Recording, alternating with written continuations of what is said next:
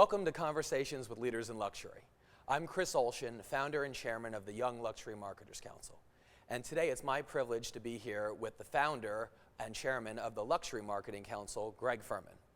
Greg, you see each other all the time, but it's a pleasure to actually be on the interviewing side of conversations with you. It's great to see you, Chris. I'm sick of looking at you.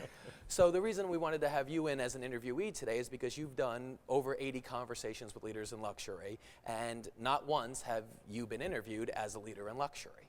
So I wanted to give the audience a chance to actually get to know you as a person and understand the brilliant concept you created with the Luxury Marketing Council. Thank you. So why don't we start with some of your background? How did you wind up getting to the council? Well, you know, you've heard this speech a million times. Working class Jersey kid, you know, and one living in New York with homes in Toronto and the country. I look back at my father. I was talking to the cab driver today, who's Bangladesh, 2 sons, one's 6 months, one's 3 years old. And we were talking about America and roots in America, and how in one generation, you know, my dad praying for a double shift at the refinery across the river in Bayonne with Standard Oil of New Jersey, would pray for a 16-hour shift to raise me, the oldest of 4, and my 3 younger sisters, all of whom have degrees beyond my undergrad degree. And thinking about the beauty of America and the irony of waking up one day later in one's life after, you know, toiling in the fields of corporate America 20 years in November with the Luxury Marketing Council, and thinking, I wish Daddy were alive today, you know, because hard work and diligence, as we know, all of a sudden, the irony, or maybe the sweet irony, is that I've created an institution that's going to be 20 years in November called the Luxury Marketing Council. You know, only in America. Yep. Okay, so why don't we start with the early years? What drove you to the council? What did you do on the corporate side to wind up here? A little bit dumb luck and a little bit being opportunistic. So I started as a journalist. I moved to Canada, worked as a speechwriter, policy advisor for the Minister of Education, Ontario. Did not take an oath to the Queen at the fear of losing my citizenship, but was still hired. Kind of rode that till the politics of provincial, meaning Ontario government and perhaps other governments, not to dismiss the power of government, made me a little crazy. And then wound up in the oil industry as a speechwriter for the chairman of Sun Oil, Suncor, the Canadian subsidiary of Sun Oil in Canada, the pioneer developers of the Athabasca tar sands, after having invested $350 million in technology that could mine and refine. And that's where I really kind of cut my business chops, and it was a great breakthrough for me. And then from there to New York, in 1982, where I ran marketing and took my broker's license for the New York Stock Exchange when John Phelan was chairman. From there to the agency world, and from there to running marketing at Bergdorf Goodman, where I was on the management committee and ran marketing and the $40 million catalog business.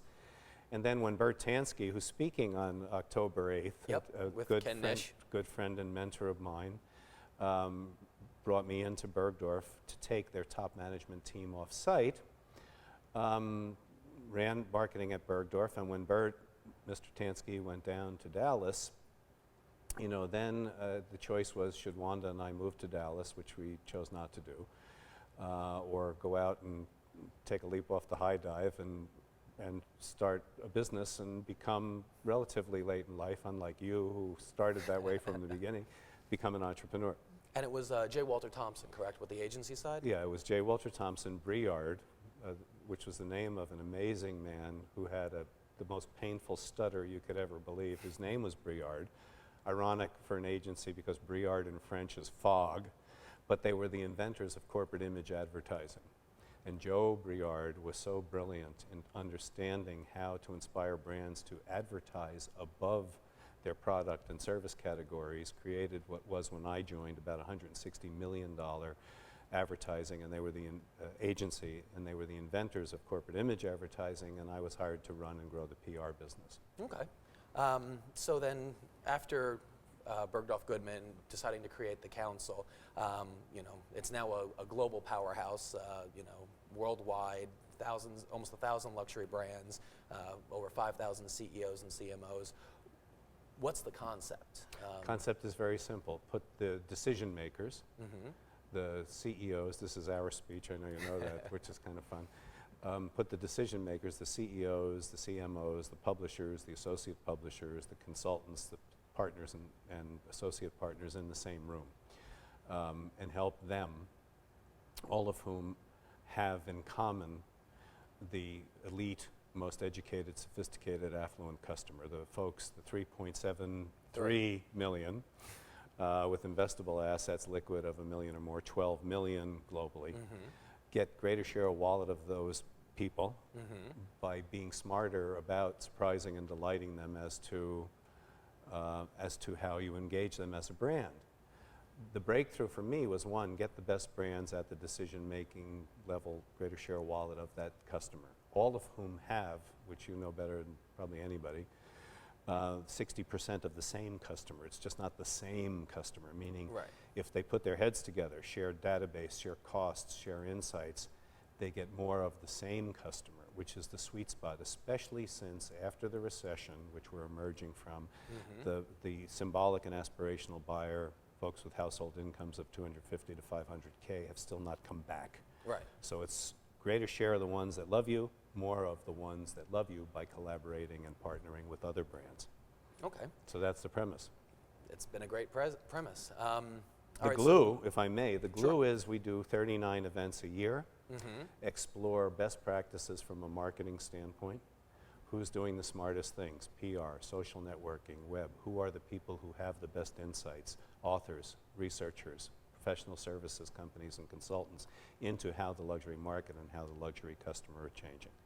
So by bringing the community together and inspiring everybody to collaborate and partner, you know, we've grown from 32 companies in New York to probably 1,000 brands in 43 cities worldwide, maybe 6,000, give or take, CEOs and CMOs, and recently created the Young Luxury Marketers Council, which is your speech.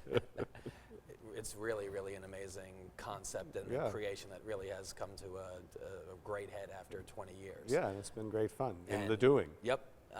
Now, I know on the personal side, you're also a poet, an artist.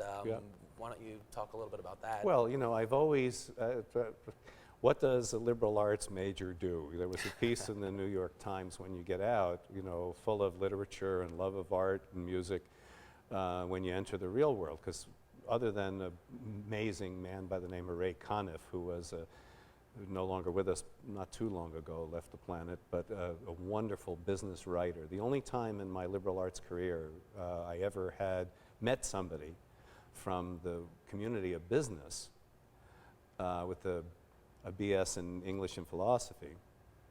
I'm not unaware of the BS part of the composition. He brought a guy in from Exxon who was a speech writer and policy advisor. And it was, for me, you know, growing up liberal artsy, it was a real insight that one could actually make money by knowing how to think and knowing how to write. And I owe him a debt for that because you know, my nephew Dan went through a great tradition. The engineers have figured this out. You know, do a 6 months internship, 6 months study. The liberal arts never got that when I was going through school. So Mr. Conniff gave me a sense that you could make money being a good writer and a good thinker outside of the bounds of, you know, lolly-dolly, you know, English literature and philosophy. Sure. So then on the personal side, I mean, obviously from a business perspective, you know, our members see the invites, they see the white papers, they know the quality of writing there. But you've also self-published a number of poetry books, painting, sculpting. And it's the other, for me, it's just the other side of the brain. I mean, you've heard this from me before, but you know, my aspiration in my business life and in my business and personal artistic life has always been to figure out a way to find a point of balance where one's business life and one's spiritual or artistic life, there's not too much differentiation. So to find the work-play divide to the point where if you say work in the way somebody who punches a clock defines work, I've never wanted to work that way. Sure. And all my corporate jobs were never work that way, you know, and I've always had good mentors, and I think the idea was to combine the two and look for ways to have one feed the other. So, you know, we work like crazy. We assemble the community. We get very linear about strategy and what are the topics and how can we inspire the community, how can we bring everybody together and make them smarter. And then you need a point where you walk away from it and you say, I do need to take a little rest. So for me, that's reading and poetry and painting and sculpture. Sounds It's great. like two different sides. Well, you know this as a yeah. photographer. It's two different sides of the brain. Yep. But if you do too much one way or the other, I'm not sure, and you know, Wanda, my wife, has always been very wise about this. She said, if you stayed home and did nothing but art, you'd make us both crazy. So it's nice to have the two, good balance. and then to have one feed and energize the other. Okay. So switching back to the business side, you know, every now and then a member will ask a question to me about, you know, preferences of yours and things of that nature, and I figured this was a good time to kind of cover some of that. So what was one of your favorite partnerships that have been created through the Luxury Marketing Council? Oh, well, the first name, which you, if I were to test you, I know you would get it right, which the game we always play, would be Larry Pimentel. Larry Pimentel is like a brother. Me having 3 younger sisters, I always wanted a brother until I saw the way that you and your brother got along. It works better now. No, it works much better now as you've matured. But I always wanted a brother, and Larry I met before I even founded the council through an amazing guy by the name of Ernie Bile.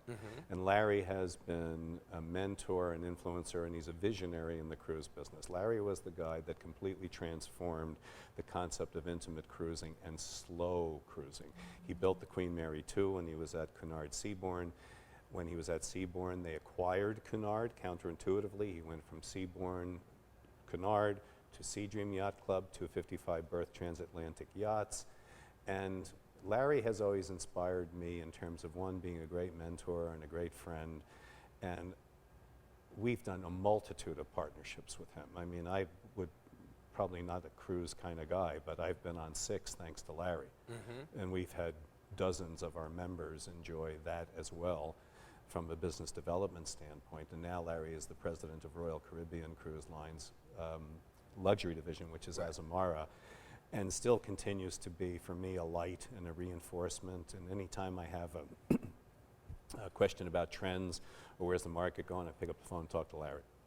So people like that, Larry Pimentel being one, but so many others. I mean, you know, when I started the council, we had 32 founding members. We still have 28 of the same people.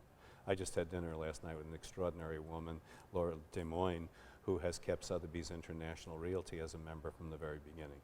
So one of the beauties of it is that over time, and this I think is the future of luxury, relationship first. Absolutely. As much from the heart as from the head, meaning strategically and intellectually, is what governs this market. And as brands engage that way, heart and head to heart and head, they will similarly engage the best customer, because it's about emotional connection with the best customer. It's not just strategic and intellectual connection, and I think that's the future of luxury. I wholeheartedly agree. Okay, so a few other questions.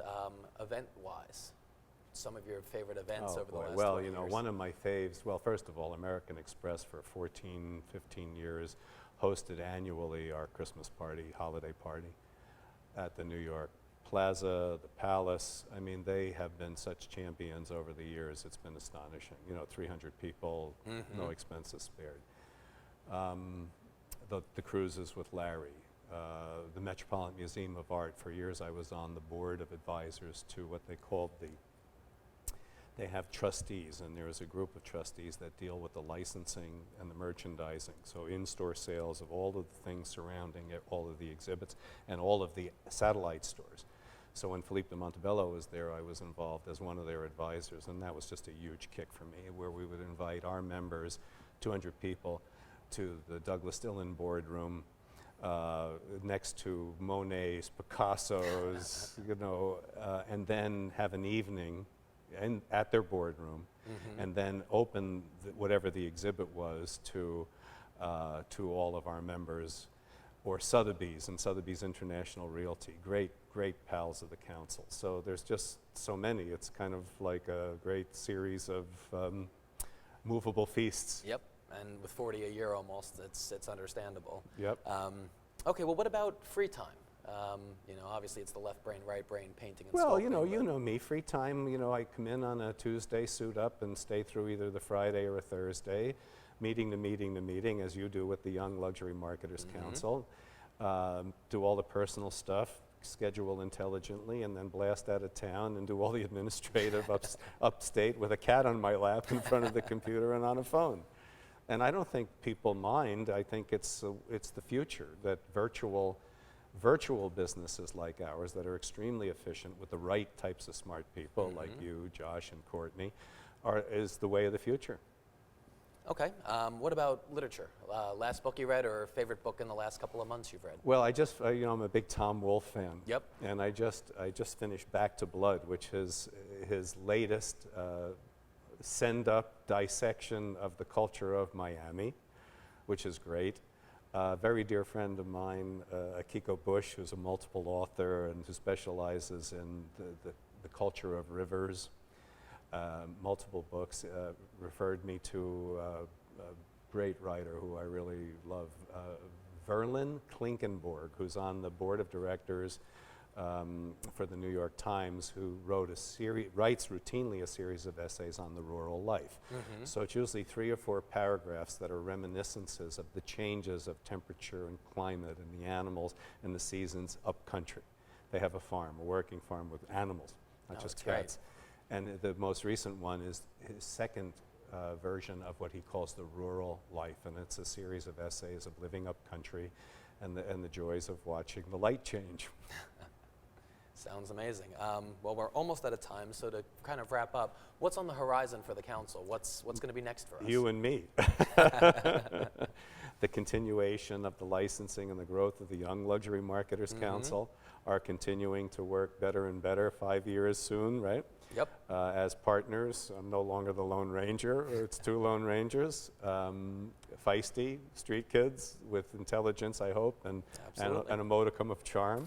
And we just swing for the bleachers. More cities, expand the Young Luxury Marketers Council, provide more intelligence, CEO salons once a month for 12 to 24 CEOs, enrich and provide value and greater depth of knowledge and connection to our members. Sounds great. Greg, thank you so much for coming in. All right, it's Christopher. always a pleasure seeing you. Give your mom a hug. Will do. Okay. I'm Chris Olshan, founder of the Young Luxury Marketers Council. This has been Conversations with Leaders in Luxury. Thank you for the investment of your time and the luxury of your company.